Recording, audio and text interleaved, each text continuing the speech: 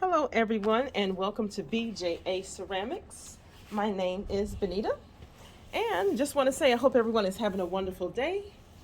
And if you are not having a wonderful day, just hang in there, things will get better. Okay, for this video, I want to talk about centering. A lot of people are starting off in pottery and they're interested in knowing how to center.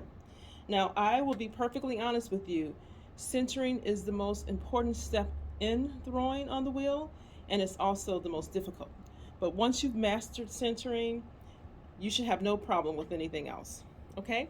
So, right in front of you, I have, I think this is about a pound of clay, and I'm going to show you how to center with a pound of clay. All right, my clay has already been wedged and it is ready to be formed into something. I am working on my beaver at school, so let me turn on my wheel. And the first thing you want to do is you want to place your clay as close to the center as you possibly can. This saves you a lot of time and a lot of headaches. So eyeball the center. Look like this is my center. Sometimes on your on the wheel you'll see some circles here. So my circles are indicating that my center is here. So I'm going to place my clay there. Okay, so the next thing you want to do, once you start your wheel up and add your water, you want to make sure your clay adheres to your bat. So your clay should stick to your bat. That will prevent your clay from flying off and ending up on the floor. Trust me, it has happened to me. Okay, so I'm going to show you what that looks like. So I'm just going to flop my clay here. And I'm just going to push down on the sides of my clay. Okay, going to start my wheel, grab me a little bit of water. And the reason why we add water is because sometimes we feel friction up against our hands. So we need the water to just make sure it just glides very smoothly. Okay, so I'm going to start my wheel up a little faster. And when you're centering, you do want your wheel to move a bit fast because it helps to center fast. Okay, so what I'm going to do is just press down on my clay. I just want to make sure my clay is sticking to my bat as much as it can. Okay, so now as you see, my hands are moving all around on my clay, so that tells me my clay is not centered. Okay, so I think my clay is securely attached to my bat. I'm going to increase my speed. My clay is a little stiff. It got kind of cold in my studio, so it may take me a little bit to center. So what I'm going to do is I'm just going to press down on my clay to make sure that it is stuck to the bat pretty well. Okay, so now I think it is. I'm going to start to cone up. And when I say cone up, I'm going to shape my clay into a cone, and I'm just going to squeeze with these parts of my hand here. I'm just going to squeeze my clay up. And coning up helps to eliminate air bubbles. It makes the clay more smoother. It just makes it easier to work with. Okay, so now I have coned up, and that's what it looks like. And now I'm going to cone down. So I'm just using my hand as a karate chop, and I just have this side of my hand. I'm left-handed, so my right hand is up against the clay, and my left hand is just pushing down on the clay. My right hand is supporting the clay. Okay, so I just pushed it down just like that. So I'm going to cone up again, squeeze my clay, bring it up to the top, squeezing it in. Okay, and then now I'm going to cone down. Okay, so now that I have coned up and down twice, now I'm going to start to center my clay. We know that our clay is not centered when our hands are wobbly. We're centered once your hands are very still and the clay feels nice and smooth up against your hand.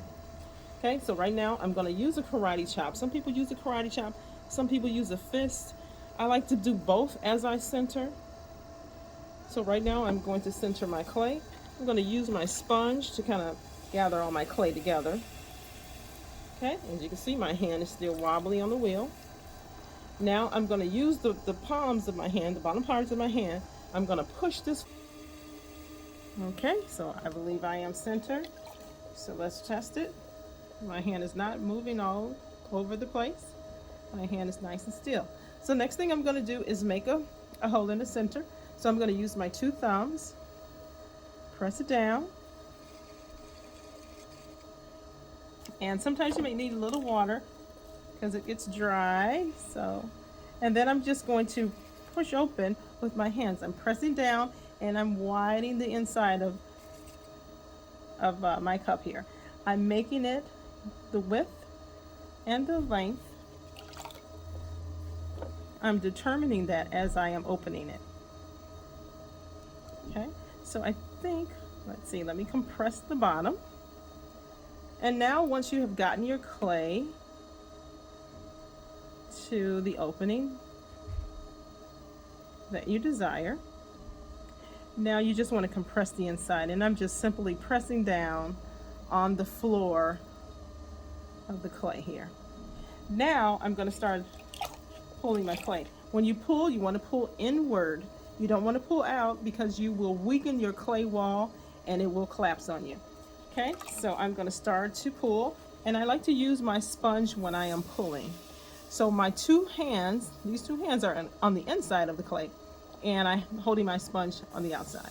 And you're going to try to get down to the bottom of that clay and lift it up. So I'm going to take my sponge, push it down to the bottom, and then I'm just going to put pressure on both sides and lift. And you want to go slow. You don't want to go fast, because sometimes if you go too fast, your walls will be very uneven. Okay? And then sometimes you like to slow down your wheel when you are pulling.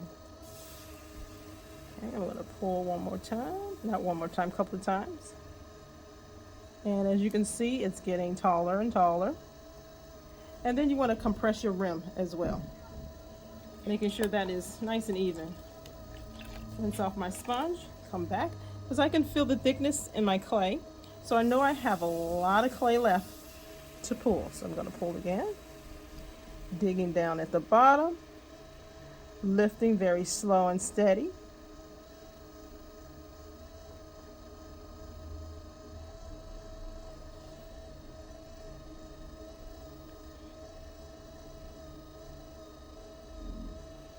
Okay, so I'm going to lift one more time. All right, lift one more time. And I think my wheel is going a little too fast. You might want to slow down as you pull. I think the more experience you have, you may be okay with the fast moving wheel as you pull. Okay, so I'm going to stop right here. So as I said, I'm making a mug. So I am going to make a belly for my mug. So I'm just going to put my hand in my cup. My hand is this way. And I'm just going to push it out. So now I'm just going to use my finger, my index finger in my left hand, to just support the clay on the outside. Okay. And I like to make a round belly. And I love flared rims. So I'm going to pull that out again. And flare it up. Okay, so that is basically it. When you center, that's basically it. Then after you've done that, you can go and trim the bottom with your basic carving tools that you will get when you order yourself a wheel, if you're interested in purchasing a wheel. And most of them do come with a kit, a starter's kit. Okay, and I hope this is helpful for someone who is learning how to throw on the wheel. And again, I am working on the Viva, the Amazon Viva Pottery Wheel. And it is a very great wheel. It is very inexpensive. I've had it for a couple of months now. If you're interested in purchasing this wheel, I can leave a description to this particular wheel that I have for you to purchase if you are interested. So thank you so much for watching my video, and I will see you on my next video. Thanks. Bye-bye.